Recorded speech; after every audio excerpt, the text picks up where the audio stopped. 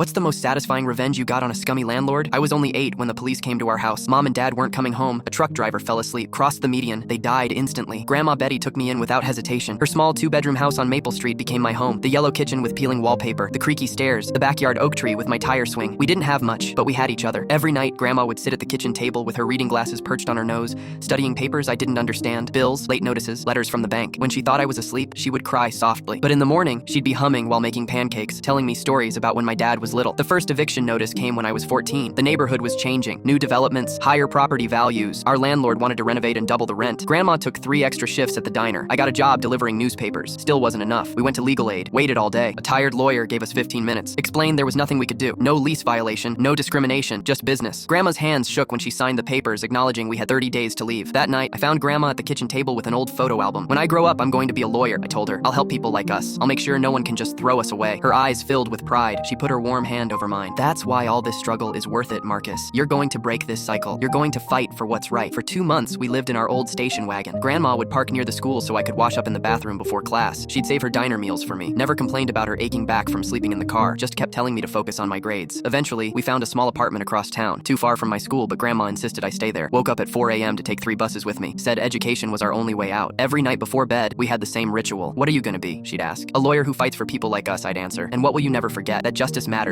even for people without money. Senior year, Grandma got sick. Cancer. Moved fast. The hospital social worker arranged hospice in our tiny apartment. I did my homework beside her bed, read my college acceptance letters to her, showed her the scholarship offers. The night before she died, she made me promise again. Don't forget the people who have no voice, Marcus. Remember what it feels like to be powerless. Use that feeling to fuel you. I graduated law school 7 years after Grandma passed, turned down corporate offers, joined a community legal aid clinic instead, the same one that couldn't help us all those years ago. One day, a case file landed on my desk. A development company was buying up properties on Maple Street, forcing out long-term tenants through loopholes and intimidation. The same company, I realized, that had pushed us out. The same tactics. I spent months building the case, uncovered years of predatory practices, illegal rent increases, violation of tenant rights, documents falsified. The same signature on papers from our old eviction. The case went to court. David versus Goliath, my first major trial. When I stood before the judge, I wasn't just representing the current tenants. I was fighting for Grandma Betty, for 8-year-old me, for every family that had been treated like they were disposable. We won. The company was ordered to pay substantial damages to all affected tenants over the past 10 years. The evictions were invalidated. And most importantly, ownership of several properties was transferred to a community land trust to create permanent affordable housing, including our little house on Maple Street. Yesterday, I stood on the porch. The yellow kitchen now repainted, the stairs fixed, the oak tree still standing strong in the backyard. A young single mother with 2 small children will move in next week. Their rent capped at an affordable rate, protected from the same predatory practices that took our home. As I turned to leave, I swear I felt Grandma's hand on my shoulder, her voice in my ear. You did it, Marcus. You remembered. Some promises take years to fulfill. Some victories come too late for those who needed them most. But that doesn't make them any less worthwhile. I keep Grandma's reading glasses on my desk at work, a reminder that justice delayed is still justice worth fighting for.